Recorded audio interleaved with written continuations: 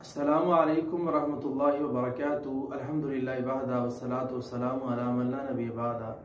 अम्मा बाद फ़अऊज़ु बिल्लाहि मिनश शैतानिर रजीम। बिस्मिल्लाहिर रहमानिर रहीम। नाज़रीन, जब मरीज़ का तोड़ हो जाता है उसके बाद कौन सी अलामात ज़ाहिर होती हैं?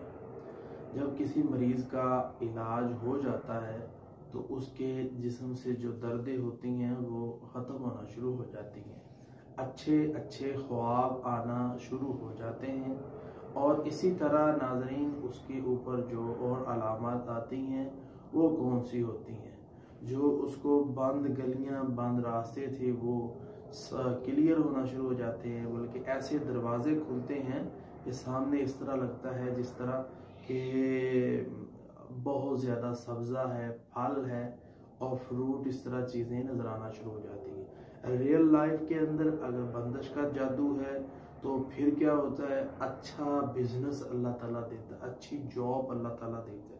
जब आपको अच्छी बिजनेस, अच्छा रिश्ता या जो आप चाहते हैं वो मिलना शुरू हो जाए तो फिर अल्लाह ताला का शुक्र अदा करो, क्योंकि अल्लाह रब्बुल आलमीन ने फरमाया ला इन शकरतुम लाज़ीदन्नकुम, तुम शुक्र करोगे मैं ज्यादा दूंगा, कुफ्र करोगे मैं नुकसान होंगे आपके।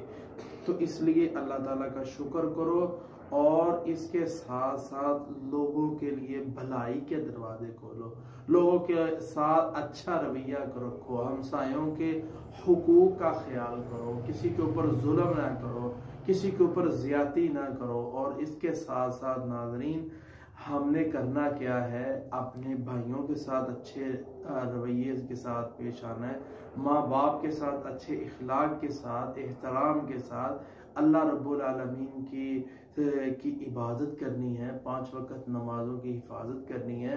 इंशाअल्लाह रब्बुल पूरी ज़िंदगी अल्लाह रब्बुल आलमीन आप पर अपनी रहमतों और बरकतों के इतने दरवाजे खोल देगा, इंशाअल्लाह ताला दुनिया देखती रह जाएगी और अल्लाह ताला आपको हलाल दौलत